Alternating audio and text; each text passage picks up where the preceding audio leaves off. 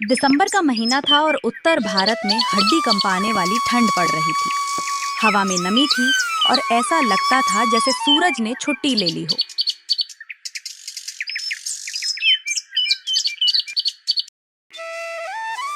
हे भगवान, ये कैसी जिंदगी है। घड़ी में अभी 4 भी नहीं बजे और ये हाड़ कपा देने वाली ठंड। मुझे फिर उठना पड़ेगा, चूल्हा फूकना पड़ेगा।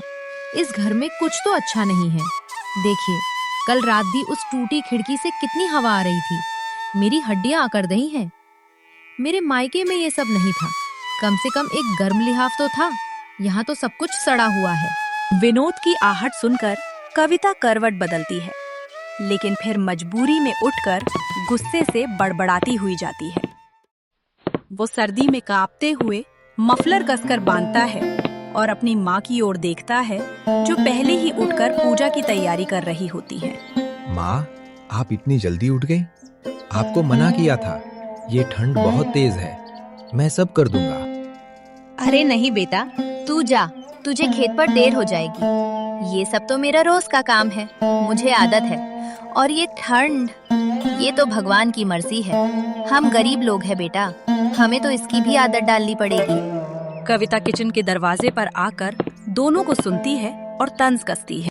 आदत, आह, देखिए कैसी मीठी बातें हो रही हैं। माँ जी, ये आदत नहीं, मजबूरी है।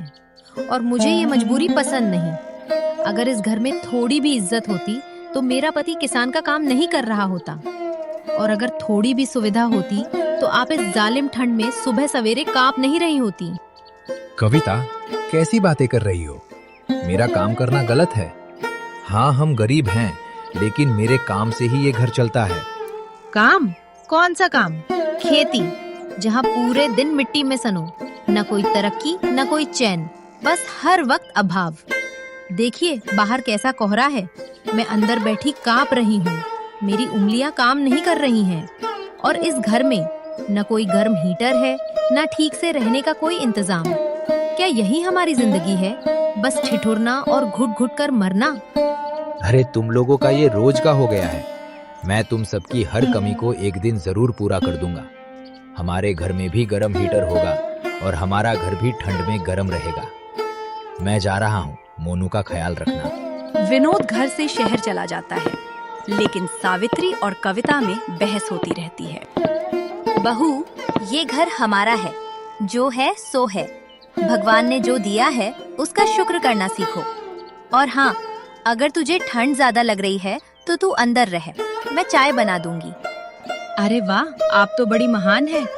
मुझे पता है आप क्यों इतना अच्छा बनने की कोशिश कर रही हैं, ताकि हर कोई कहे कि देखिए बहू कितनी बुरी है और सास कितनी सीधी सादी। मैं कोई दूध की दूली नहीं हूँ। मुझे ये रोज की किचकिच नहीं चाहिए। रोज उठो, रोज ये हीटर और सुविधाओं का तमाशा सुनो। ये सिलसिला रोज का था, लेकिन जल्द ही ये बहस एक भयानक फैसले में बदलने वाली थी।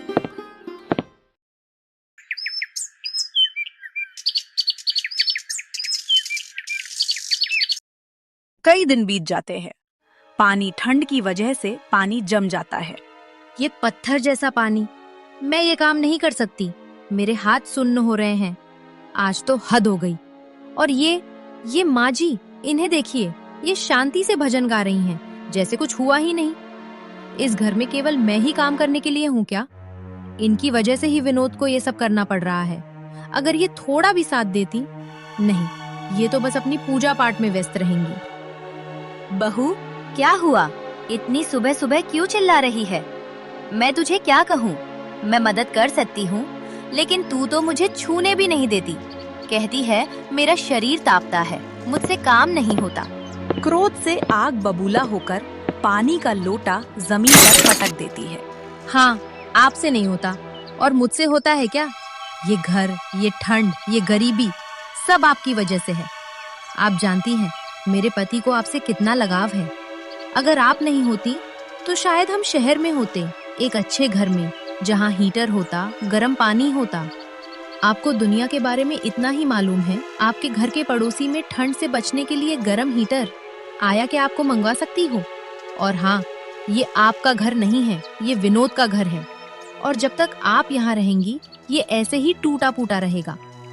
मुझे इज्जत चाहिए थी, लेकिन यहाँ तो बस बेइज्जती मिलती है। अब मैं तंग आ चुकी हूँ। बहू, ये कैसी बातें कर रही है? मैं तुम्हारी सास हूँ, ये मेरा घर है।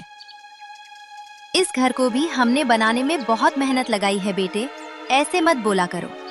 इस दुनिया में ऐसे भी लोग हैं जिनके पास ये भी नहीं है। वो तेजी से दरवाजे की ओर बढ़ती है, उसे खोलती है और बाहर की बर्फीली हवा अंदर आती है। तू क्या कर रही है कविता? बाहर इतनी ठंड है, तुझे हवा लग जाएगी। मुझे नहीं माँ जी, आपको हवा लगेगी। मैंने फैसला कर लिया है, आज से ये घर मेरा है और मुझे इस घर में अब कोई असुविधा नहीं चाहिए। आप मुझे हर दिन ताने देती हैं कि मुझे ठंड में उठना पड़ता है। अब आप ही देखिए कि असली ठंड क्या होती है। जब विनोद लौटकर आएगा तो मैं कह दूंगी कि आप खुद चली गईं। जाइए इस घर से बाहर। ठिठुरती, आंखों में आंसू लिए, लेकिन फिर भी अपनी बहू को कोसती नहीं। कविता, तू ये क्या कर रही है? मैं कहाँ जाऊंगी? इतनी ठंड, मैं कांप रही हूँ।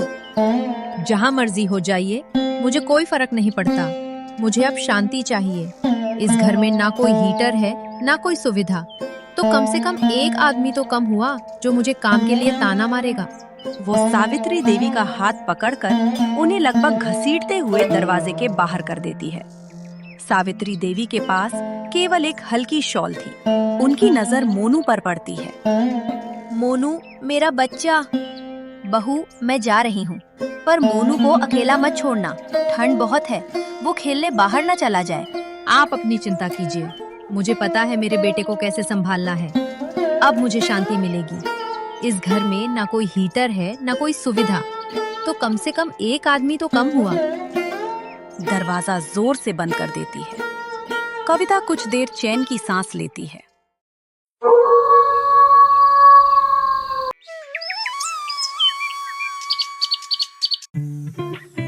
अगले दिन कविता सुबह सुबह उठती है, खाना बनाती है, मोनू को दूध पिलाने के लिए बुलाती है। मोनू, बेटा कहाँ हो?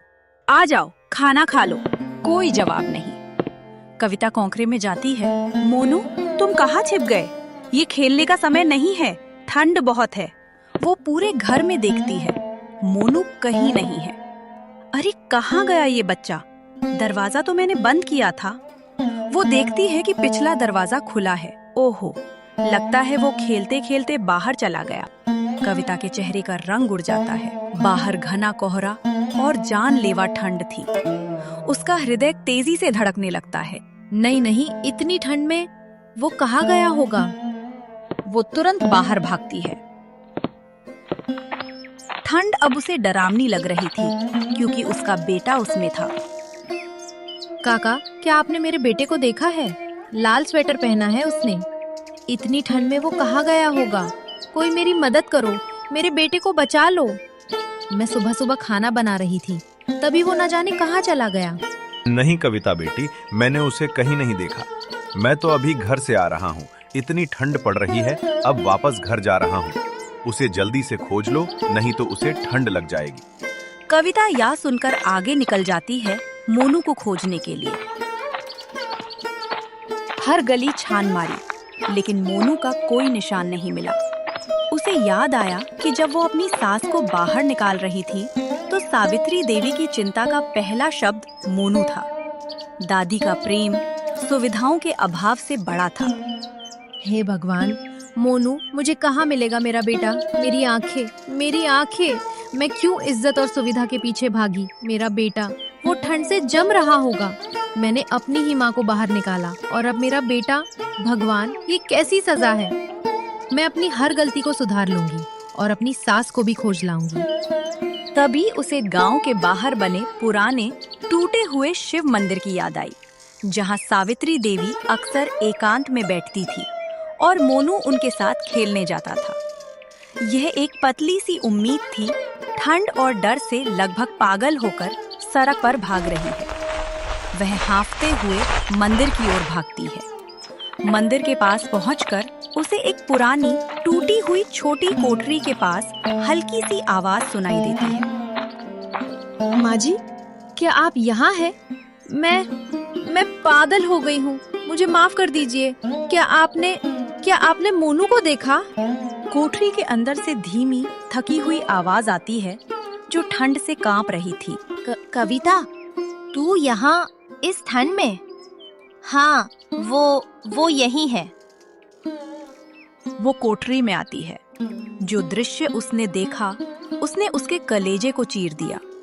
सावित्री देवी जमीन पर ठिठुर रही थी, लेकिन उन्होंने अपने शरीर को लगभग मोड़कर मोनू को कसकर चिपका रखा था।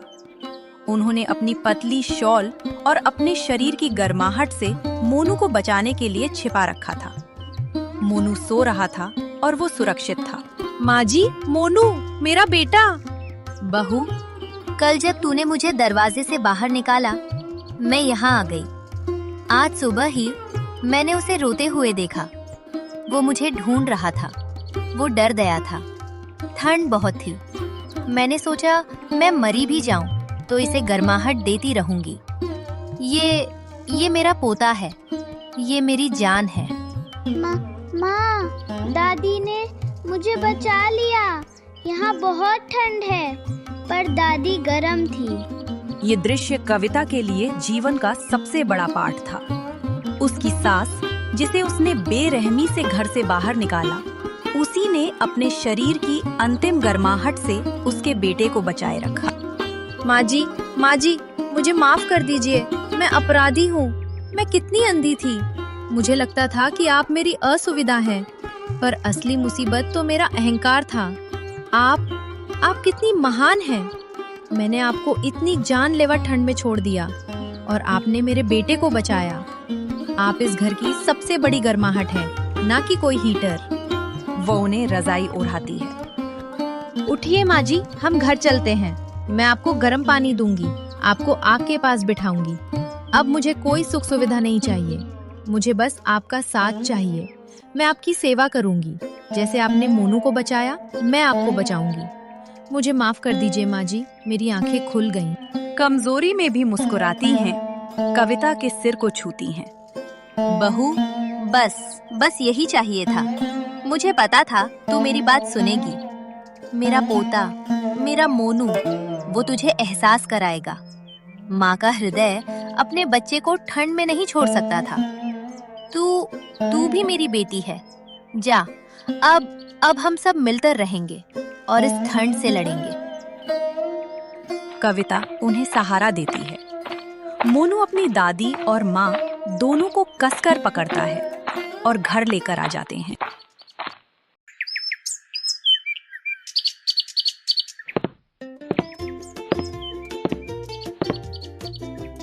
अरे बेटा, तुम आ गए शहर से। शहर में ठंड पड़ रही थी कि नहीं? हाँ माँ, मैं आ गया। हाँ, ठंड पड़ती है, लेकिन यहाँ जितनी ठंड वहाँ पर नहीं पड़ती। इसलिए देखो, मैं आप लोगों के लिए ये हीटर लेकर आया हूँ, ठंड में तपने के लिए। और ये एक पानी गर्म करने के लिए अलग से हीटर लाया हूँ। अब हमें ठंड में कोई दिक्कत नहीं होगी। अरे जी, ये सब क्या जरूरत है लाने की? पैसा बचा कर लेकर आ गए होते, हम उन पैसों का कुछ और कर लेते। अरे तुम्हें क्या हो गया? तुम ही तो इतने दिन से चिल्ला रही थी हीटर लाने के लिए। अब लेकर आ गया हूँ तो कह रही हो इसकी कोई जरूरत ही नहीं। क्या हुआ माँ? मेरे जाने के बाद कविता, तुम लोगों को आपस में गठबंधन हो गया क्या? बड़ा खुश लग रही हो तुम दोनों। अरे उसे कहने दो बेटा, तुमने बहुत अच्छा किया। लगा, अब इससे हीटर से पूरा घर गर्म रहेगा और बहू को खाना बनाने में दिक्कत भी नहीं होगी। इस तरह कविता, सावित्री, वो सब आपस में खुश हो जाते हैं और खुशी खुशी ठंड में गर्म हीटर का मजा लेते हैं।